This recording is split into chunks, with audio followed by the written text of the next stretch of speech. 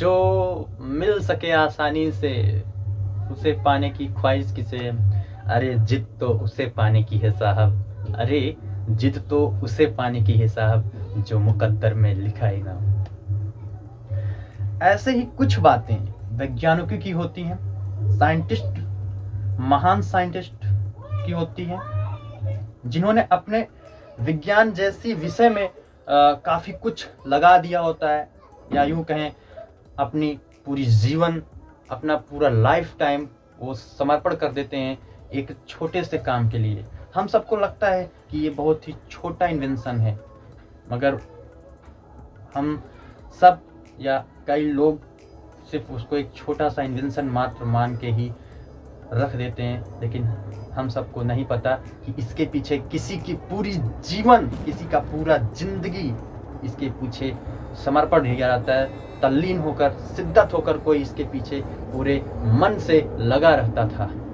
आज उन्हीं साइंटिस्टों की बात मैं करूंगा और आपसे वादा करता हूं ये यूट्यूब के इतिहास में सबसे रिवोल्यूशनरी सीरीज होगी। आप जाकर सर्च कर लीजिएगा।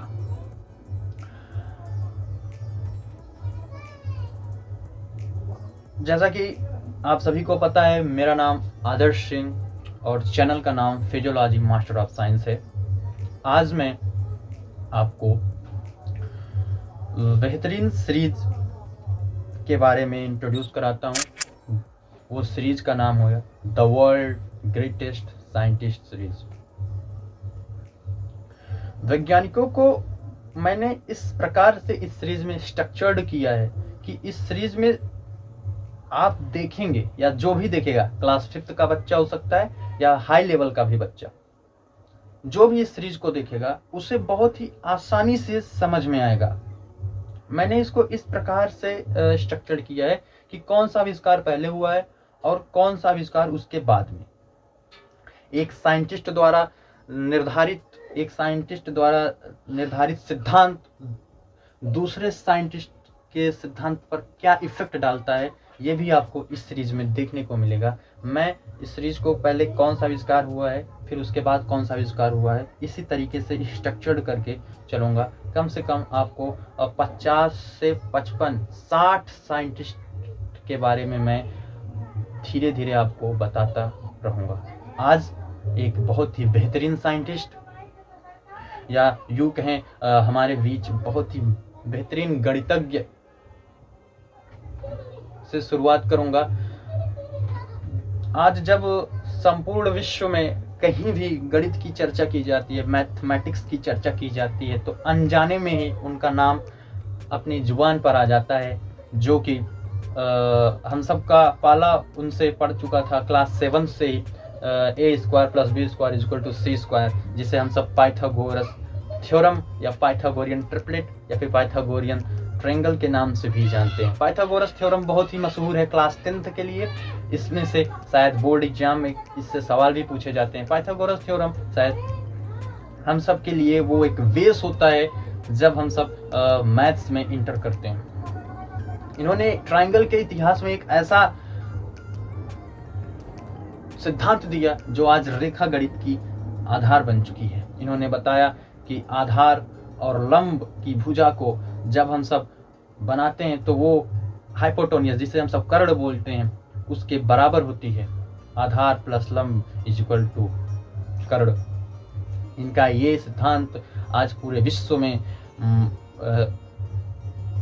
माना जाता है और लिखा भी जाता है। इतिहासकारों का मानना है कि ये 16 साल की उम्र में इतने ज़्यादा विद्वान, इतने ज़्यादा इंटेलिजेंट हो चुके थे कि ये ऐसे इक्वेशन बना देते थे मैथमेटिक्स में कि अध्यापकों के लिए सॉल्व करना भी कठिन हो जाता था। इनकी इस प्रतिभावान, इस विलक्षण प्रतिभा को देखते हुए इनको थेल्स ऑफ मिलेटस में भेजा गया। पहले के लोगों को पढ़ने के लिए काफ़ी दूर दूर तक भेजा जाता था। कारण पहले पढ़ने के लिए इतनी सुविधा नहीं थी।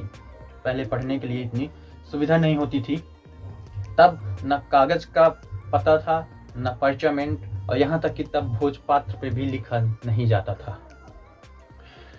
पाइथागोरस कई देशों का भ्रमण किए।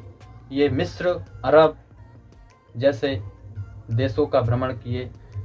इतिहासकारों के द्वारा माना जाता है कि ये भारत देश में भी शिक्षा ग्रहण करने के लिए आए थे। जब ये भारत देश में आए थे तब महात्मा बुद्ध अपने धर्म की स्थापना कर रहे थे। फिलहाल हम आते हैं, इनका जन्म होता है सामोस के यूनान देश में सामोस नामक टापू में इनका जन्म होता है।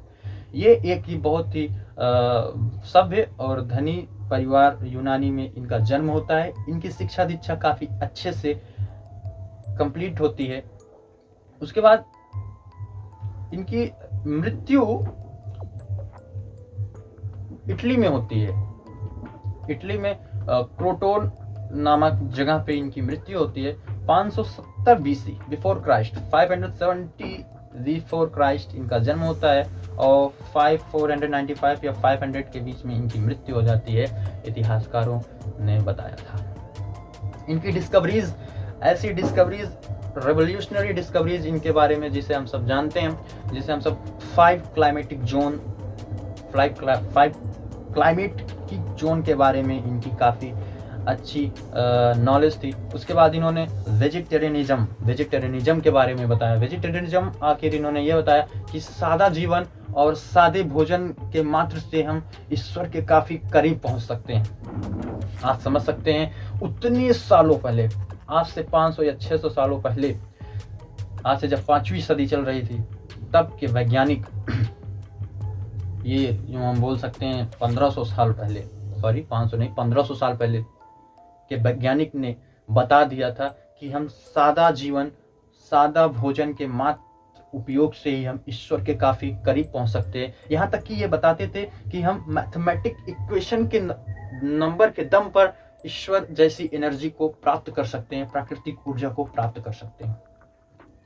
इन्होंने कई सारी तथ्य भी रखे। इन्होंने बताया कि मैथमेटिकल इक्वेशन की इफेक्ट से हमारी मदर अर्थ रिवॉल्यूट करती है, हमारी मदर अर्थ रिवॉल्व करती है, रोटेशन करती है मैथमेटिकल इक्वेशन के दम पर। इन्होंने जब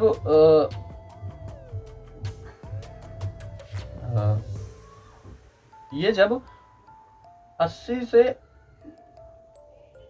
ये जब शिक्षा को ग्रहण कर लिए थे, जब ये 50 साल के हो गए थे, जब ये 50 वर्ष के हो गए थे, तब ये मैथमेटिक्स जैसे सब्जेक्ट पे महारत, जिसे बोला जाता है मास्टरी, हासिल कर चुके थे। ये मैथमेटिक्स, इनको संगीत का भी काफी अच्छा ज्ञान था।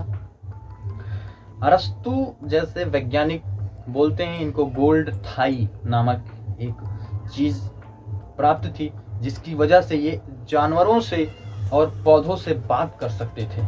जी हाँ, ये जानवरों और पौधों से भी बात कर सकते थे।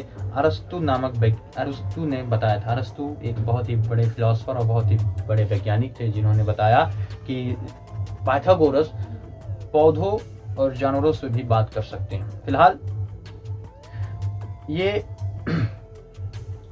काफी अच्छे और काफी प्रतिभावान थे, लेकिन इनकी पकड़, आपको मैंने बताया, म्यूजिक जैसे सब्जेक्टों में थी, संगीत जैसे सब्जेक्टों में थी, मैथमेटिक्स थे और ज्योतिष विज्ञान जैसे सब्जेक्टों में इन्होंने हासिल किया। जब ये शिक्षा को ग्रहण कर चुके थे, तब ये यूनान में काफ़ी कुछ ट्रेजेडी होती है, कुछ हमले होते हैं कई यूनानी देशों पे, तो इनको वहाँ से जाना पड़ता है। ये क्रोटोन इटली में आकर एक स्कूल की स्थापना करते हैं।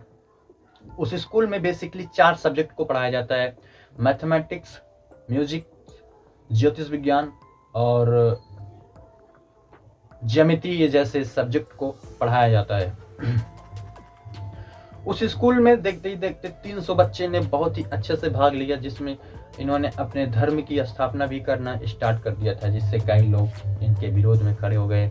इनके जीवन में नेगेटिव फॉल तब आता है जब ये पॉलिटिक्स जैसे सब्जेक्टों में चले जाते हैं। ये इनका डाउनफॉल तब आना हम सब बोल सकते हैं शुरू हुआ जब ये पॉलिटिक्स के इम्पैक्ट के कारण लोगों, मतलब आप ये समझ सकते हैं, जब ये पॉलिटिक्स में गए तो लोग इनसे इफेक्ट होकर इनके विरोध में खड़े हो जाते हैं। फिर इनको अंत में देश निकाला दे दिया जाता है, इनको देश से निकाल दिया जाता है।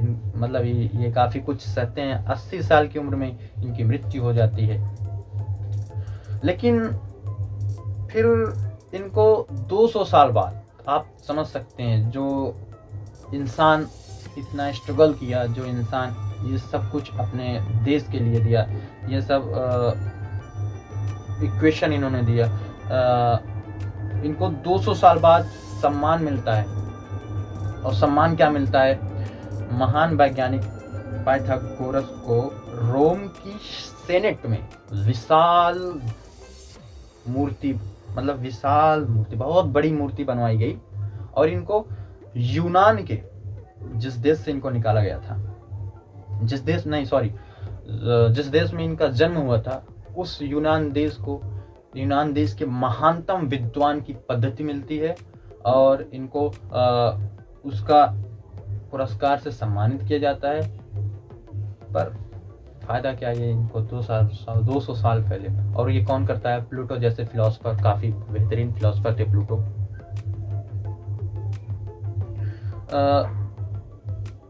मैंने आपको स्कूल के बारे में बताया। स्कूल का मतलब ये था कि इन्होंने स्कूल की ऐसी स्थापना की थी कि उस स्कूल में इनके ही धर्म के बच्चे पढ़ सकते थे।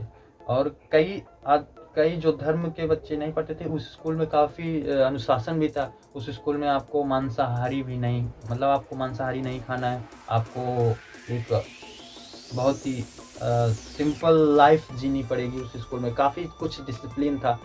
तो कई बच्चों ने हट की, तो इन्होंने एक अलग नियम बनाया कि वो स्कूल से बाहर ही पढ़ेंगे। मगर जो स्कूल के अंदर पढ़ते थे उनको काफ़ी कुछ बताया जाता था, और जो स्कूल के बाहर जैसे शिक्षा मिलती थी उनको सिर्फ ऊपर लेवल पे ही बताया जाता था। आशा करता हूँ कि आपको महान पाइथागोरस की इस जीवनी से कुछ भी सीखने का मिलेगा। मेरा मकसद बस यही है कि आप लास्ट तक इफेक्ट करते रहिए, अपना एफर्ट डालते रहिए उस जर्नी में जिस पे आप लगे हुए हैं। आप जिस भी चीज़ की तैयारी कर रहे हैं, नो मैटर कि आपका सिलेक्शन होगा या नहीं होगा, आप IIT जेईई या फिर नीट या फिर UPSC या फिर SSC GD या कोई भी ऐसे एग्ज़ाम की तैयारी कर रहे हैं जिसमें आपका सिलेक्शन होगा, आप सिर्फ अपनी मेहनत करिए, अपने आप को बूस्टअप करते रहिए। और एक शिद्दत होनी चाहिए किसी भी चीज़ को करने की। जैसे कि कोई टीचर अगर बोलता है तो उस टीचर की बातों को मानना ही आपका एक धर्म होगा। अगर आप स्टूडेंट लाइफ में हैं, अगर आप एस्पिरेंट्स में हैं, अगर जो टीचर बोल रहा है, जैसे आपका एक टारगेट होना चाहिए, एक 24/7 प्रिंसिपल है, अगर आप उसे फॉलो करेंगे तो आपको काफ़ी अच्छा महसूस होगा। हफ्ते में अगर एक दिन खुद पे फोकस्ड करेंगे और महीने में 4 दिन, तो आपको पता है 24 चौका 96 होता है, 24 जब 96 होता है, 96 आवर्स अगर आप एक महीने में खुद के ऊपर लगाते हैं तो मैं तो मानता हूँ कि आपकी वो स्किल्स बहुत ज़्यादा डेवलप हो जाएंगी। और आशा करता हूँ कि आप इस चैनल को सपोर्ट करेंगे और सभी तक शेयर करेंगे।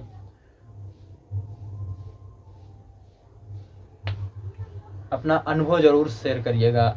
इस सीरीज का आज पहला एपिसोड, या आप यूँ बोल सकते हैं पहला सेशन था। मेरी जो थोड़ी सी कमी रह गई हो कमेंट में ज़रूर बताइएगा। अगले साइंटिस्ट के साथ मिलते हैं। जय हिंद, जय भारत।